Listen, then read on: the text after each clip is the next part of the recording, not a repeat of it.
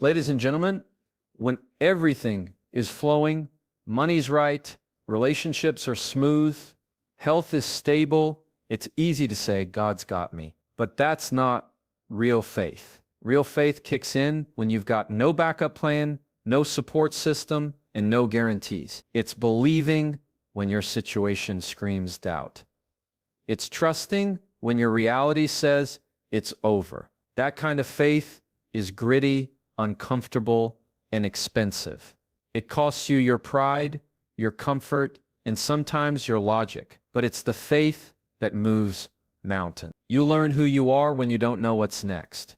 That's when your belief is refined. The moment you get that eviction notice, the moment you hear that diagnosis, the moment you see everyone leaving, that's when faith is tested. Anybody can say they trust God when the sun's shining, but when the storm shows up, when the skies turn black, can you still say, I believe? That's when it matters. That's when heaven leans in. Faith is not a feeling, it's a decision.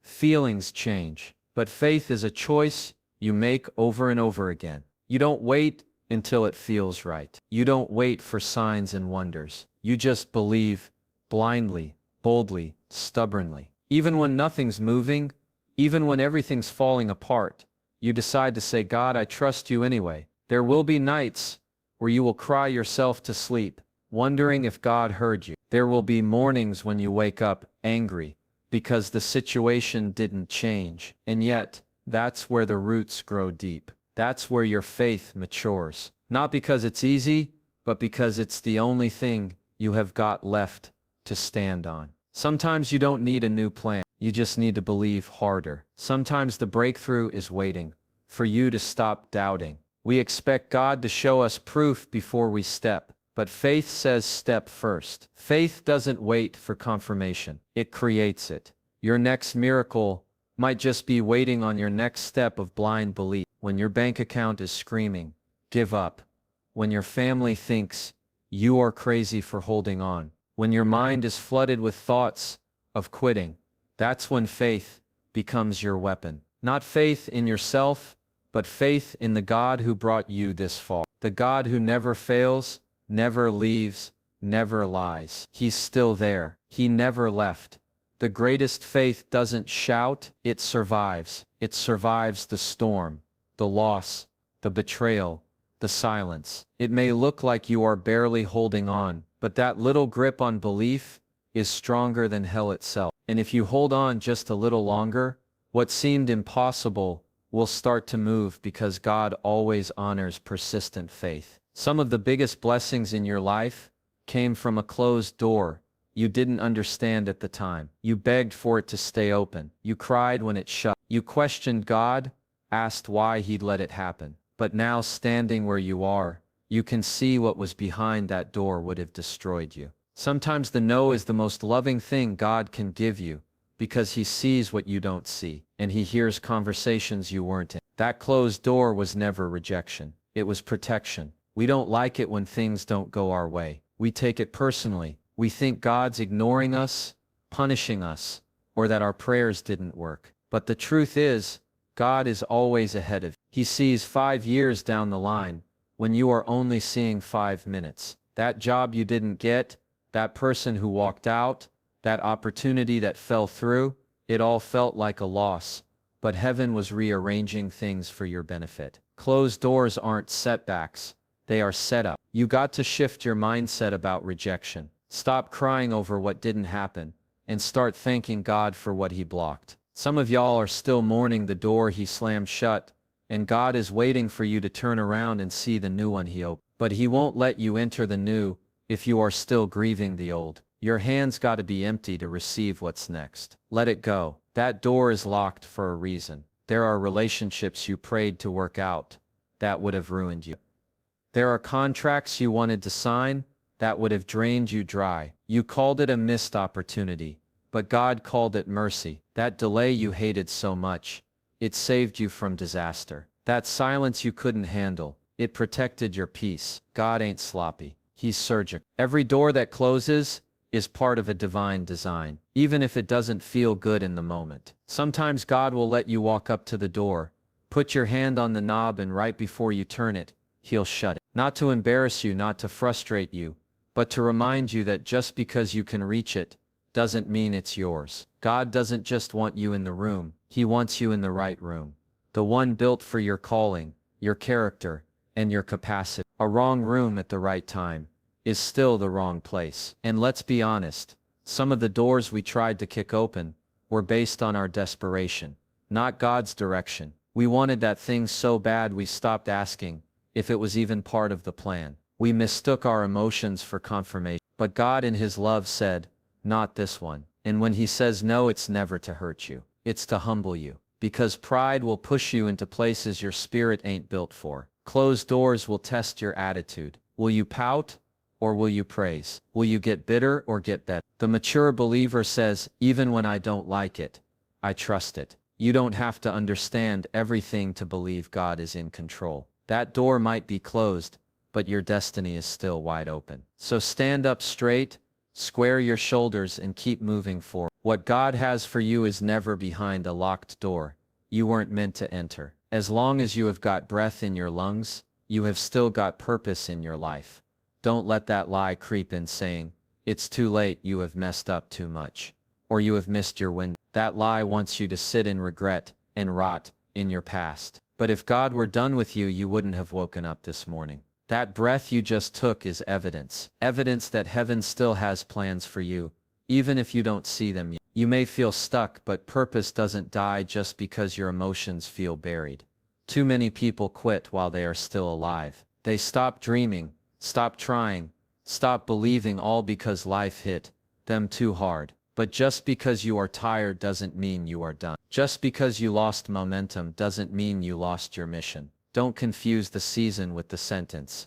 You are not finished. You are just in the middle. And the middle is messy. It's uncomfortable. It's unclear. But it's where transformation happens. Sometimes survival is the victor. You didn't get the promotion. The relationship ended. The health report came back bad. But you are still here. You didn't fold. You didn't break. You are walking around with wounds. But you are still walking. That alone should remind you that you have more to do. That storm didn't kill you because God still has a reason to keep you on this earth. Stop focusing on what's left and start focusing on what's left inside of you. You are not your mistakes. You are not your worst season. You are not what they said about you. You are who God says you are. And as long as you are still breathing, there's still time to walk in that truth. You have got gifts you haven't used, people you haven't impacted, mountains you haven't climbed. You haven't even seen your best chapter yet. And the enemy's biggest fear is that one day, you will wake up and realize you are not finished. It doesn't matter how far behind you feel. Some of the greatest stories start after the breakdown. Some of the most powerful testimonies are born after rock bottom. You might think you are behind, but God doesn't run on your timeline. He restores, He redeems, He restarts. He knows how to catch you up. He knows how to put you in rooms you didn't qualify for. But you have got to stop treating your life like it's over, just because it's been hard. Your purpose isn't based on popularity, connections, or applause. Your purpose is anchored in the fact that God handcrafted you with a calling no one else can carry. You weren't made to just survive. You were made to shine. That breath in your body is the green light to keep pushing. You don't need everybody to understand. You don't need everything to be perfect. You just need to show up and take the next step. God doesn't start something He doesn't intend to finish. He didn't bring you this far to abandon you halfway. That addiction didn't stop the assignment. That failure didn't cancel the future. That detour didn't destroy your destiny. You are still on the journey, and the finish line ain't behind you. It's ahead. So don't sit down in the middle of your story acting like you are still breathing, which means your fight is still valid, and your future is still alive. People will walk away from you the moment you lose value to them. One minute they are cheering you on, and the next, they are acting like they never knew your name. You could pour everything you have into them, your time, your heart, your energy, and still get overlooked, still get dismissed, still get labeled. But let me tell you something. People's opinions don't cancel God's plans. They can count you out all they want, but heaven already wrote you in. Your name was on the list before they had the chance to vote. You don't need their validation to fulfill your calling. Some folks only support you when you are winning. They only clap when it benefits them. The moment you fall, they vanish. But God doesn't operate like that. He doesn't leave when you are down. That's when he gets closest. He'll pull you from the back of the line and place you in front of people who thought you were finished. He loves using the overlooked, the underestimated, and the misunderstood because it confuses the proud. People judged you based on where they saw you, not where God was taking you. They saw the struggle but didn't see the calling. They saw the addiction, but didn't see the anointing. They saw the pain, but didn't know about the promise. But God knew. He saw the potential buried under the mess. He saw the future hiding inside the failure. And he didn't need a second opinion. He chose you anyway. He called you anyway. He qualified you anyway. You may not look like much to them, but God sees a warrior. You may not have the degrees, the background, or the connections, but God sees obedience, resilience, and faith. You are exactly who he wants to use, because you know what it's like to be rejected. You know what it's like to have to fight for every inch of progress. And that fire in your spirit is what makes you dangerous. That's what makes you chosen. Let them keep talking. Let them keep doubting. Their disbelief is not your problem. It's not your job to prove anything to anyone. It's your job to keep showing up, keep trusting God, and keep walking in your assignment. Because the same people who counted you out are about to watch God count you in. He prepares a table in the presence of your enemies, not in the absence of them. That means some folks are going to have a front row seat to your breakthrough. You don't have to fight for your spot when God gave it to you. You don't have to compete for what's already yours. What's for you can't be stolen, delayed, or it doesn't matter who left, who betrayed you, or who said you weren't enough. They weren't the author of your story. God is, and he writes comebacks better than anyone. They counted you out too early. They spoke too soon. They didn't know who they were messing with. Your value is not in their acceptance. It's in your assignment. Stop trying to win over people who aren't assigned to your destiny. Stop trying to prove yourself to folks who were never meant to believe in you. The ones who matter will recognize the calling without you having to advertise it. And the God who called you will keep elevating you in rooms where your name was never supposed to be mentioned. Everybody wants the promise, but nobody wants the pressure. People pray for strength, but don't want the struggle that builds it. Storms aren't there to destroy you. They are there to develop you. It's easy to praise God when the sun is shining, but it's in the storm where you find out what your faith is rooted in. That rain, that wind, that chaos, it all exposes what's underneath the surface. Are you built on sand, or are you built on the rock? That storm doesn't lie. It shows you exactly where you stand. The storm is not the enemy. It's the revealer. It shows you who's really with you. It shall bow you, how deep your roots go. It shows you whether your worship was real, or just routine. When the bottom falls out, and you are left with nothing but God, that's when you find out if he's enough for you. And if he is, you will come out of that storm with power you didn't know you had. Not because you avoided the storm, but because you survived it. You don't know what kind of fight you have until life punches you in the mouth. Storms will test your attitude, your endurance, and your obedience. You can't fake it in the storm. You can't pretend to be faithful when the waves are crashing. That's when the masks fall off. That's when all the cute, polished religion gets stripped away and all that's left is raw, gritty, desperate trust. And that's exactly what God can use. Some people ran when your storm hit. They loved you when everything was pretty. But when life got messy, they disappeared. Don't be mad. They weren't built for your storm, but God was. He never left. And sometimes he'll let the wind howl and the waves rise, just to show you that what's inside you is stronger than what's against you. That strength didn't come from comfort. It came from storm. And every one of them gave you something pain-free. Seasons never could. There's something powerful about coming out of a storm, still standing. Your hair might be soaked. Your clothes might be torn. Your heart might be bruised. But you are still here. You didn't quit. You didn't fall. That storm showed you that you are more than a survivor. You are a fighter. And now when you see storms coming, you don't panic the same way. Because you remember what God did last time.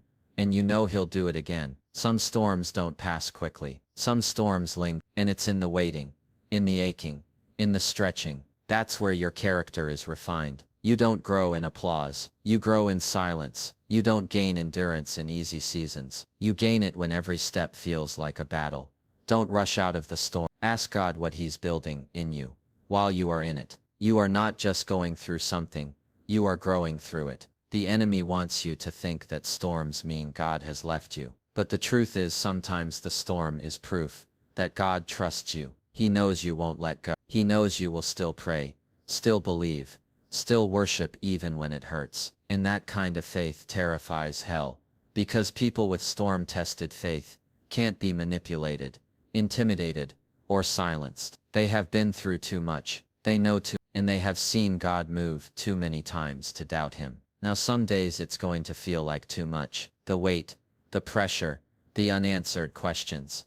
It'll break you down to your knees. You will cry, and that's okay. You will get tired, and that's normal. You will have moments where you say, God, I can't do this anymore. But just because you cry doesn't mean you are weak. It means you are human. And even Jesus wept. There's strength in tears. Pain is honest, but don't confuse a breakdown with a back out. You can cry, but don't you dare quit. Quitting doesn't take the pain away. It just postpones the purpose. The same problem you are trying to run from will still be there tomorrow, except now you will have to face it with regret. And regret is heavier than pressure. So wipe your face, take a deep breath, and keep moving. It's not about how strong you feel right now. It's about how strong your faith is. Even when your emotions are screaming to give up, cry if you must, but don't stop walking. Pain can be paralyzing.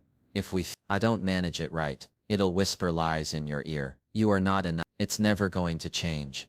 And nobody cares. But those are just symptoms of exhaustion, not the truth. Your emotions will lie to you when your soul is tired. That's why you have got to learn to rest, not quit. Take a moment, breathe, but get back up. Because what's ahead of you is still greater than what's behind you. Some of your most powerful prayers will be prayed through tears. That's when it's real. That's when there's no script, no performance, just raw conversation with God. And He hears that. He honors that. He collects every tear. There's a promise in the pain. And sometimes that breakdown you are having is the breakthrough your spirit needed. You are not crazy. You are not broken. You are becoming. People don't always see the battle you are fighting. You show up smiling, but your heart is screaming. You keep pushing because you don't have the luxury to stop. But don't let that pressure convince you that quitting is the answer. God didn't bring you this far just to drop you now. He sees what nobody else sees. He knows how close you are to the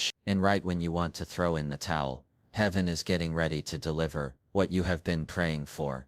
Quitting always looks good in the middle of the storm. That's when the enemy shows you the easy way out. But what he won't show you is the cost of giving up. He won't show you the doors that would have opened, the healing that was on the way, the testimony that was forming. Because if you knew how close you were, you'd push through the tears. You crawl if you had to. You'd fight on your face if you had no strength left in your leg. You weren't built to quit. That fight inside of you didn't come from nowhere. It was placed there by God. That fire that won't die even when you are at your lowest. That's purpose. That's calling. That's destiny in motion. You are not weak for feeling pain. You are strong for surviving it. So cry your tears, feel your feelings, and let the weight hit. But don't let it stop you, because something is waiting on the other side that's worth every tear, every bruise, and every ounce of struggle you have endured. There are things you carry that nobody knows about. You smile in public, laugh with friends, go to work like nothing's wrong. But inside there's a storm. There's a weight pressing on your chest that words can't explain. And you have gotten so good at hiding it. People think you are fine, but deep down you know you are exhausted. You are carrying burdens in silence, and it feels like no one notices. But let me tell you, God does. He sees what you don't say. He hears what never leaves your lips. Sometimes you don't even know how to pray about it. You sit there in the quiet, trying to find the words, but they won't come. All you have got is a sigh. All you have got is a tear running down your cheek. That's still a prayer. God understands the language of silence. He can read the pain behind your smile. He sees the tension in your shoulders. He knows the weight behind the phrase, I'm good. You are not invisible to him, even when you feel overlooked by everyone else. You don't need perfect words to reach God. You don't have to say the right thing. You don't need to quote scripture or sound spiritual. You just need to be that groan you let out while sitting in traffic. That moment you stared at the ceiling because your heart was heavy. He heard that. He saw that. He was right there and he never left. Even when you felt alone. Even when the room was silent. He was listening to the cries of your soul. There's healing in knowing that you don't have to explain everything to be understood. People may require explanations, but God just requires honesty. You can't shock him. You can't scare him off with your brokenness. He already knows the full story. The disappointment, the anxiety, the hidden shame, the fears you try to suppress, and he still chooses to love you. He still chooses to walk with you. He still chooses to fight for you. You might feel forgotten, but God's eye is still on you. When nobody checks in, when nobody notices you are struggling, when the phone doesn't ring, and the texts don't come, he sees. He's the one who wakes you up in the morning, the one who whispers peace to your heart when fear tries to take over, the one who gives you the strength to keep going when quitting feels easier. And he doesn't need a status update to know what you need. He's already working on it behind the scenes.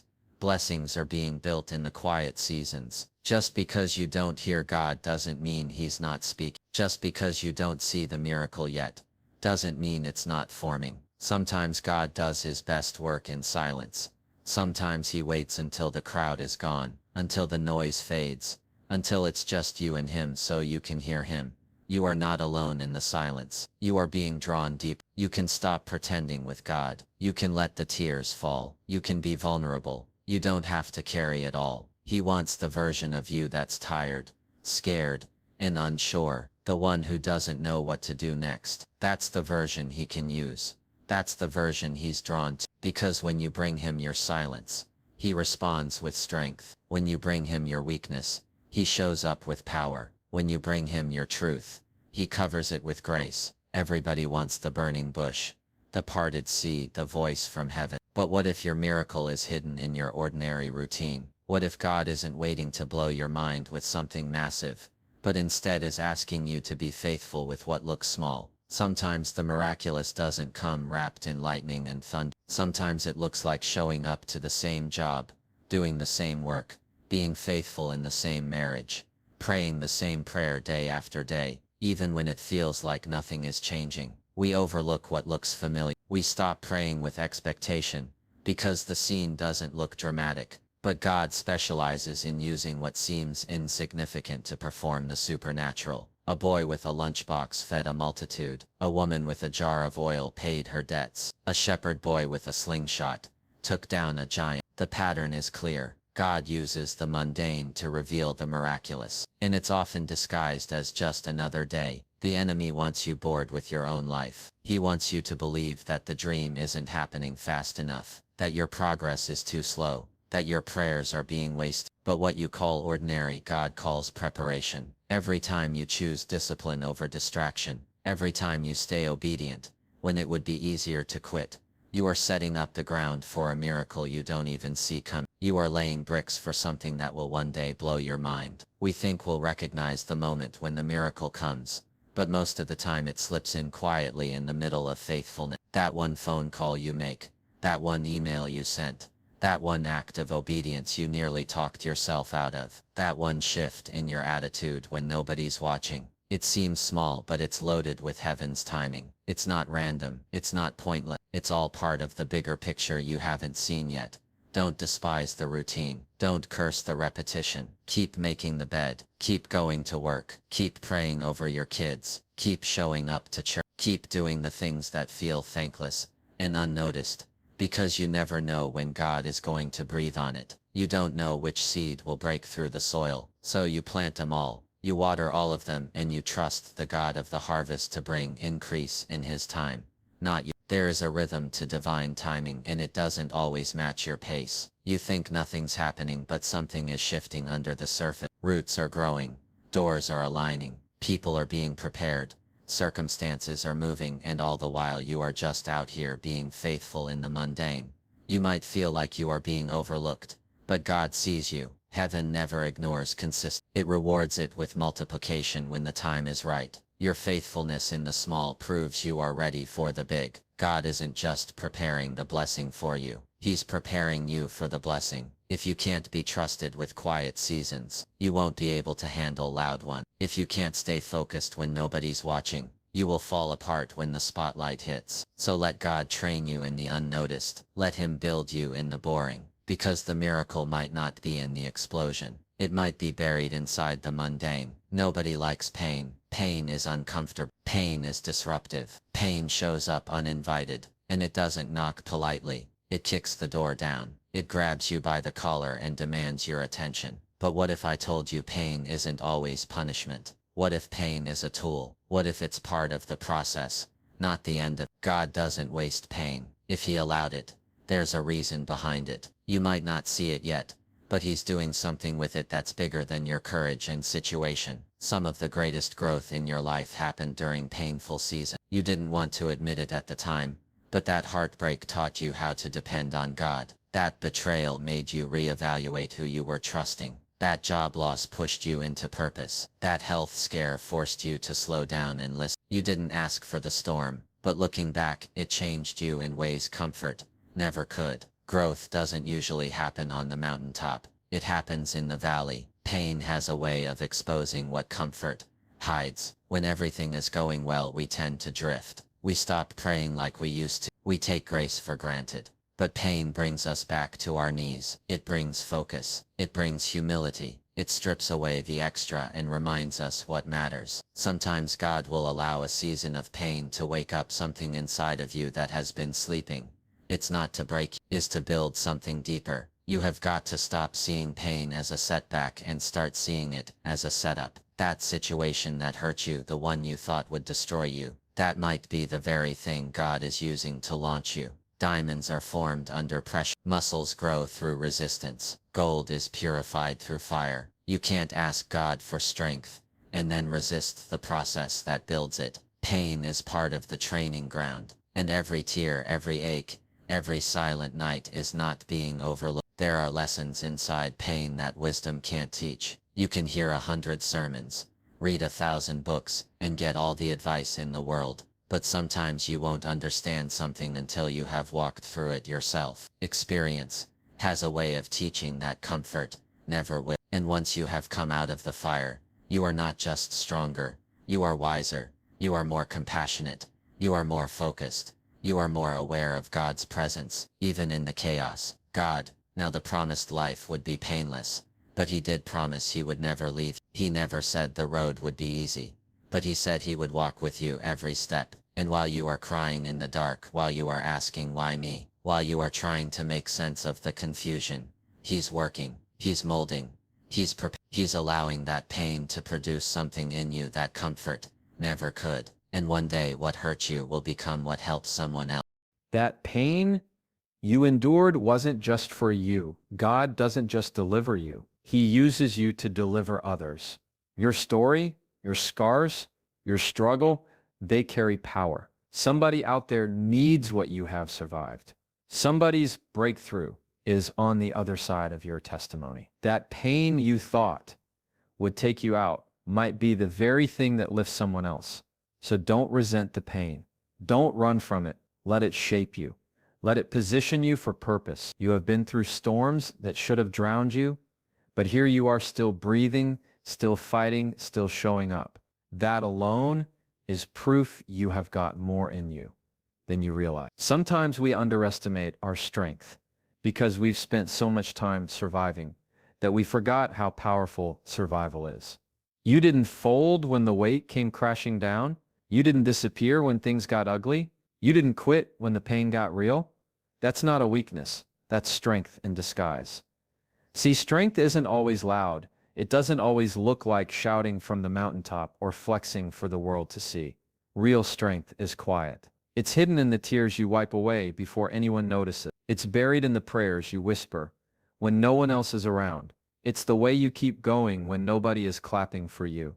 It's the way you get out of bed when the weight of life tells you to stay down. You don't have to feel strong to be strong. You may not see it, but heaven does. Every time you choose to keep believing instead of giving in to despair, that's strength. Every time you hold your tongue when you want to lash out, that's strength. Every time you lift someone else while your own heart is breaking, that's you have been carrying loads people don't even know about, and yet you still serve, still smile, still love. That takes a level of strength no title or trophy can measure. The enemy hopes you forget how far you have come. He wants to keep you focused on what you lack, not what you have overcome. But if you take just one honest look at your journey, you will see scars that tell stories of survival. You will see broken pieces that got rebuilt stronger than before. You will see moments where you thought, this is it, I can't go any further. But somehow you did. That kind of resilience isn't random. It's rooted in something deeper. You have got something in you that didn't come from this world. That strength you carry, it's divine. It's been shaped through trials, forged in adversity, and strengthened by grace. And even when you feel like collapsing, something inside keeps whispering, keep going. That voice isn't yours alone. That's God reminding you what you are made of. That's Him showing you that the same power that raised Jesus from the grave lives in you. You just haven't fully tapped into it yet. People may underestimate you. You may even underestimate yourself. But God sees the warrior behind your worry. He sees the strength behind your silence. You don't need validation from people when you have been equipped by heaven. You were made for hard things. You were built for the climb. And just because it's heavy doesn't mean you are weak. Sometimes the weight is just proof of the assignment in your life. Heavy callings come with heavy lifting. You have handled breakdowns that others would have buckled under. You have endured delays, denials, and disappointments that could have wrecked your faith, but they didn't. That's strength. That's grit. That's spiritual endurance. And the more pressure life applies, the more you will begin to realize that what's inside you is greater than what's against you. You are not done yet. You are not maxed out. You have barely scratched the surface of who you are. Some things you prayed for didn't work out. Some people you loved walked away. Some doors slammed shut in your face, so hard it echoed through your spirit. And in those moments, it felt like something broke deep down inside. You thought you wouldn't recover. You thought that loss would be the end of you. But look at you now. You didn't just survive, you kept moving. What you lost might have hurt you, but it didn't destroy you. If anything, it uncovered strength you didn't know you had. Losing something you thought you couldn't live without is one of the hardest experiences a human being can face. Whether it was a relationship, a job, a dream, or a loved one, it leaves a void that nothing on earth can fill. But somehow, even in that emptiness, you learned how to breathe again. You learned how to adjust, how to move differently, how to live with the ache, and still press forward. That's not weakness. That's evidence of a comeback spirit. The truth is, sometimes God allows us to lose what we thought we needed, so He can give us what He knows we need. He'll remove something from your life, not to punish you, but to prepare you. That relationship that ended might have saved you from a future disaster. That job that let you go might have made space for you to walk in your real calling. That friend who betrayed you might have exposed a pattern you needed to finally break. Not every loss is a curse, some a divine protection.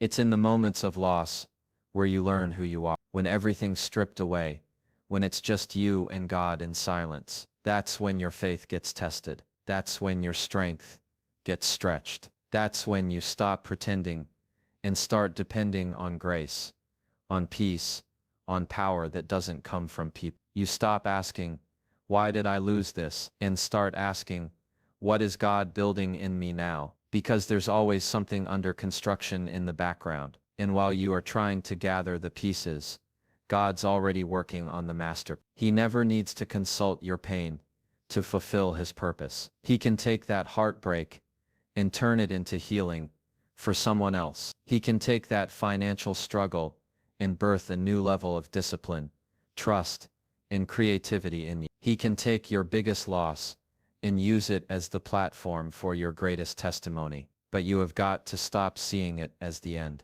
It's just a redirection. There's a version of you that only shows up after the loss. It's stronger, wiser, more grounded, less tolerant, of foolishness, more protective of peace. You don't bounce back the same. You come back better. Loss has a way of refining you. It teaches you how to let go of what's not for you. It forces you to realign with God's timing instead of your own. It makes you lean in deeper, trust harder, and walk more boldly, because you know what it's like to lose and live. Don't let loss make you bitter. Let it make you brave. You have already survived the very thing you thought would break you. That means you are carrying something powerful inside of you now. You have walked through the fire and come out with a story. And even if the enemy tried to steal from you, he didn't win, because you are still here, still fighting, still believing. In what you lost didn't take away your purpose. It revealed it. Sometimes we get so focused on the outcome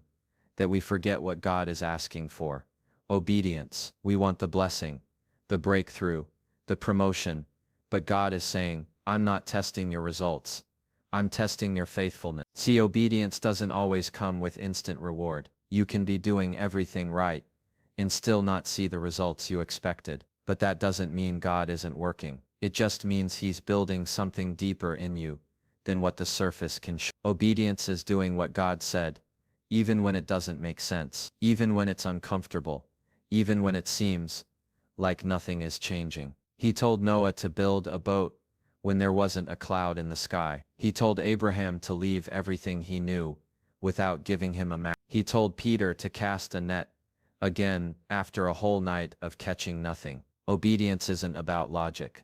It's about trust. It's about saying, God, I don't understand it, but I'll still do it because you said so. And here's the part that will stretch. Sometimes obedience leads you straight into the fire. Ask Shadrach, Meshach, and Abednego. They obeyed God, and they still ended up in the furnace. But guess what? God met them in the fire. The miracle wasn't skipping the fire. The miracle was surviving it without getting burned. We want deliverance, but sometimes God wants development. We want escape, but sometimes God wants endurance. He's more concerned with who you are becoming than what you are achieving. Your job is not to control the outcome. Your job is to be faithful with the assignment. Stop trying to measure your obedience by how fast the blessing comes. That's not how heaven works. If you tithe and don't see a financial increase right away, keep tithing. If you pray and don't hear an answer immediately, keep praying. If you serve and nobody notices,